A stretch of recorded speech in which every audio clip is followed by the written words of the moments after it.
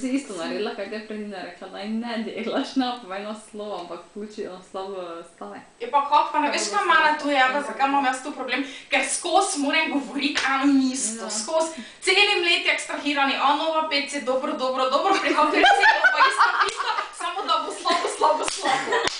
Ja, pač je res. Veš, kako je to predstavljati, ker gledam od začetka govoriti, druge stvari nisem imela nobenega problema. Nadaljuj. Gremo naprej, kolegica. Kako si ti rekla stavek? Kaj pa, če bi probala združiti? Ja, pa kaj naj združim? Ne, v redu, ne. Da ne bi imela tega feelinga, da se skozi ponavljaš, fukneš. Ne, v redu imaš to. Vrkaj Gregovice. Mlete na en slajd, pa... Čisto ne tela, samo pa njen prvo se to napisati, pa grafe, če pomanjšaš nič se ne vidi, vse te številke skup padajo. Zakaj pa ne fukneš naslova vun? Kaj te rabiš skozi naslov prikazovati? Profitiraš pol slajda. To bi res lahko na prvem daš to naslov, pa samo porabiš celi vmleti ekstrahirani, veš. Ja, sam veš, treba še to napisati, pa graf, pa... Vse to ti ravno pravim, ne? Ti boš toliko slajda profitirala. Lahko daš pol graf večji, ker tu, jaz od tu ga ne, mislim. Dobro, se tam se bo. Ja, se bo, ja. Take velikosti so tam. Ne, jaz mislim, da je vred, tako malo zato, ker zdaj si se na to navadila, vred sveta. Ja. Ti samo nareči, da je ekstrahirani vzorci. Pa tudi če enkrat reči. No, če enkrat rečeš... Te pa kaj pri ekstrahirani vzorci Ja, smo stavek. po obdelavi z anovo. V stavek daj vpleti naslov, ne? Aha, pri ekstrahirani vzorci smo po obdelavi z anovo ponovno pri DPPH metodi dobili dobro ujemanje med napovedano in pričakovano vrednostjo. Prav tako so se tudi pri 1DH metodi napovedane vrednosti približale pričakovanim vrednostim. Ja, veš, to je tako brez veze, da zberem te številke. Enake rezultate smo dobili za ekstrahirane vzorce pri izračunu Pearsonova koeficienta. Enake rezultate? Podobne. Ne enake, podobne, enakih ne dobiš, ja. Ne, Enako ali pa primerljive rezultate. Dobro ujemanje, ali pa kaj takega, dobro ujemanje. Enako dobro ujemanje smo dobili tudi po obdelavi s Pearsonovim koeficientom, kaj je razvidno tudi iz grafov, na primer. Super. Odlična si. Še malo pa boš koni v King's Speech. Primerjali smo tudi površine signalov polifenolnih spojin, dobljenih s HPLC analizo in IR analizo. Naše napovedane vrednosti so bile pridobljene z IR spektroskopijo. Pričakovane vrednosti so bile izmerjene s HPLC analizo v okviru diplomske naloge Barbare Bedjanič.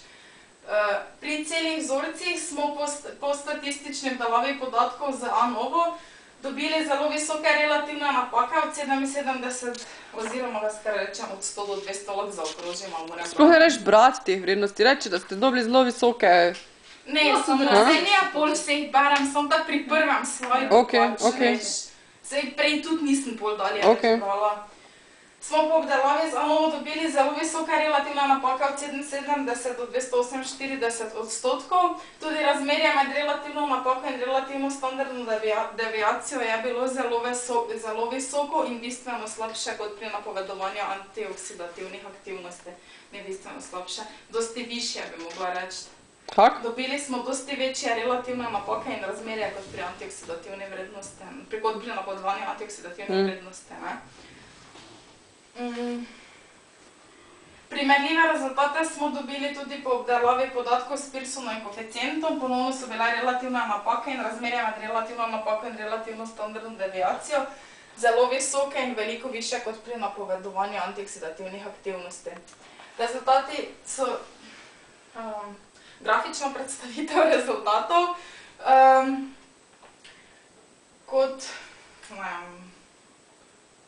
kako ne zdaj povem, da, ker so bile pač visoke relativne napake, valjda, ker viš, tu so točke ful razpršene, tu ni več nič na premici, ne? Ja, da rečeš, ne, da... Točke ne ležijo na premici. Ja. Zaradi slabega ujemanja, kako že? Kaj si rekla? Slabo? Ne, se bom jaz rekla, viš, kaj bom rekla, ne, kot je razvidno iz grafov, je bilo ujemanje med napovedanimi in pričakovanimi vrednostmi zelo slabo, saj so točke zelo razpršene. Slabo, ja, valjda. Slabo. zato so točke zelo To se res razpršene. vidi, da ste razpršeni. Ja. To se celo vidi. Random. Jaz ne vidim. Pol imam pa še PC, ki je isto sranje, ne? Pa reči, isto sranje smo dobili tudi pri PC, pa kuj na naslednji slajd. Moja bosonarjeva gor prišla z laboratorija. A da, ko je, če ne bi rekla kave, tako se vri. Ne, če bi rekla isto stranje, bo tudi hudo. Sranje je slovenska beseda, kao pa ni. Se rekla? Ne, reči, isto slabo primerljivo smo dobili tudi pri... Isto slabo primerljivost smo dobili tudi po obdelavi z Pearsonovim koeficientom. Pri izračunu Pearsonovega, ne moreš dati obdelavo, če to ni metoda. Ne, to moraš redno reči, izračun, ja. Sigurno, ker češ popravljati. Ne smeš reči obdelava. Ena cifra, veš kaj smo mi v resnici naredili? Za vsako valovno število, ki jih je, ne vem, 4000, izračunali PC, razvrstili po padajočih absolutnih vrednostih, vzeli prvih 500 manj plašti. Ni obdelava, ne. To je ravno to, kaj te jebal, ne. Ni metoda to, ne.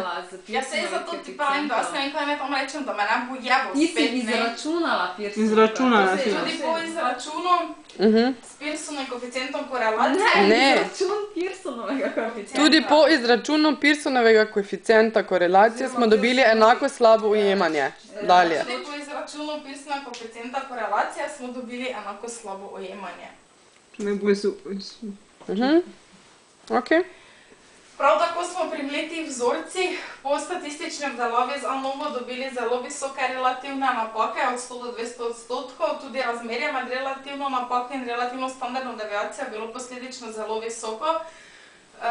Tudi pri izračunu Pearsonovega koeficienta korelacije so rezultati primerljivi in enakoslovja, kaj ne rečem. Ker veš, še fora, da jaz bi še mogla to dvoje primerjati, ne? In pomoč milijon stvari. Te pa reči, tudi po izračunu Pearsonovega koeficienta korelacije so rezultati enako slabi, kar je primerljivo z rezultati obdelave za ANOVO. Ja, tisti stavek, to bom jaz tam. Ja, se vem, ja. Da ste primerjali tudi rezultate dobljene iz ANOVE, ne? Z izračuni Pa jaz bom samo rekla tudi po izračunu Pearsonovega koeficienta, tudi pri izračunu Pearsonovega koeficienta korelacije smo dobili enako slabe rezultate. Ja. Ali pa enako slabovi. Vse si vse vre. Smo dobili zelo visoke relativne napake in posledično slabo ujemanje med napovedanimi pričakovanimi vrednostmi. Grafična predstavitev rezultatov, ja. Ja, grafična predstavitev rezultatov, iz katerih je ponovno razvidno slabo ujemanje, saj so točke zelo razpršene.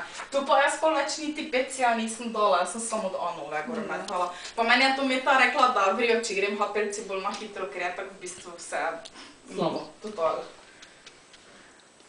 Pri ekstrahiranih vzorcih smo po obdelavi z ANOVO prav tako dobili veliko višje relativne napake in razmerje med relativno napako in RSD-jem kot pri antioksidativnih vrednosti. Ker se zaštrikam, ker skozi Na, pa ničari, zdaj pa polako. Če skozi isto govoriš, bi ti mogla se vleči. Vedno diplomsko pod soncem delate. Pa tako me! A se boš rekla, da ni eno in isto skozi? Ne, ni eno in isto skozi. Ja, ne je. Drugi naslov je. Pa če skozi imeti ekstrahirani ANOVO, već je dobro. Se zato ti pravim, Andrek, tako si ti povedala. da bi mogoče lahko združila, ne? Pa bi dala HPLC rezultate, ko so vsi slabi, fukneš vse na kup. Pa vredo je. Samo kam na kup, ti se pa na slajdu nič ne vidi, če pri HPLC-u je 6 grafov z eno obdelavo, pri antioksidativni sta vse samo 2. Ker tu imam 6 Naprej. grafov. Kako imaš lahko tam že za 15 Sej jaz minut? sem zdaj fertik. Ne, če bi tekoče govorila, bi... Ne, se sam zanima me. Ne, nič nisem rekla. Zdaj si na 20 minutah. Pa če vmes ne... Tiho je lepo, polako. Ja, sej ekstrahirani vzorci so, ne. Prav tako smo, samo več, ker imam skozi isti stavek tudi. Umizi. Pa kaj boli te kurac, bo pa čisto. Pa čisto. Če je isto, ne moreš drugega narediti. Ne moš tople vode odkrivati. Prav tako smo z izračunom Pearsonovega koeficienta korelacije dobili zelo visoke relativne napake. Super. Še grafična predstavitev rezultatov. Ponovno je razvidno zelo slabo ujemanje med napovedano in pričakovano vrednostjo, saj so točke zelo razpršene. Sklepe, o bogi, hvala, po mojem najbolj srečna pod soncem, bom do sklepa prišla. Pri ločevanju med zdravo in svitoplazmami okuženo trto smo najboljši rezultat dobili z obdelavo spektra s prvim odvodom, in sicer 80%. Kaj je 80%? Smo pravilno uvrstili. To povej, 80% ujemanja. Ja. Ja. Pri ločevanju med zdravo in svitoplazmami okuženo trto smo najboljši rezultat dobili z obdelavo spektra s prvim odvodom, in sicer smo 80% uvrstili pravilno. Super. Kar pa ni dovolj, saj bi se morali približati 100%, zato IR spektroskopija ni primerna metoda za ločevanje, lahko pa bi jo uporabili za hitro pregledovanje vzorcev pri sumu okužbe svitoplazmov. Pri ločevanju med različnimi deli, notranji, srednji in zunanji vzorcev lubja jelke, smo bili zelo uspešni. Pri celih vzorcih smo najboljši rezultat dobili z obdelavo spektra s prvim odvodom Fourierjeve transformacije, in sicer smo pravilno uvrstili 97% vzorcev. Prav tako smo pri mletih vzorcih dobili najboljši rezultat z obdelavo spektra s prvim odvodom Fourierjeve transformacije, in sicer smo pravilno uvrstili kar 100% vzorcev. Iz tega smo zaključili, da bi bila IR spektroskopija za to primerna metoda. Pri ekstrahiranih vzorcih lubja jelke so bili rezultati bistveno slabši. Najboljši rezultat smo dobili z obdelavo spektra s prvim odvodom valčne transformacije, ki pa je pravilno uvrstila le 67% vzorcev. In kot sem že prej omenila, je bil najbrž razlog v preveliki razredčenosti vzorcev. Rezultate bi morda lahko izboljšali, če bi vzorce bolj koncentrirali. Pri napovedovanju vrednosti antioksidativne aktivnosti smo bili navidezno uspešni, saj so bile relativne napake povsod manjše od 10%, vendar če upoštevamo dejstvo, da je bila relativna standardna deviacija približno enaka tem vrednostim, to te stavek sem ravno pametno učiti, ki imam diplomo, zato ker ga ne razumem, ker ga me to pak napisalo, da sploh ne razumem. To je dobro. Ker jaz bi rekla, da smo bili uspešni, če so pa vse točke na premici, ampak pa in nismo bili. Oziroma smo bili navidezno.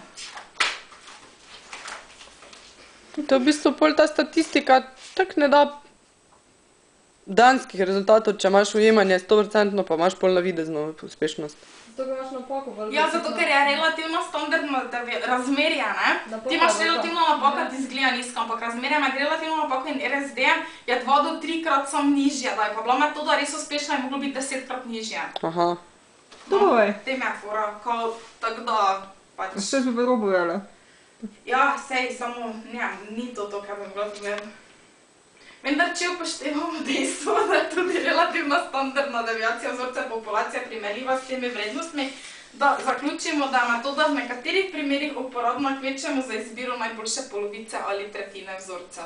Veš, da bi ti lahko zbral sam najboljšo polovico vzorcev, mislim, kao veš, kjer je najboljša polovica, ki ima najvišjo antioksidativno vrednost, ker višjo ima vrednost bolje zanimivo za industrijo, ne? Ni pa uporabno za to, da bi kao ti točno napovedal. Ker kao ni dovolj dobro. Ja.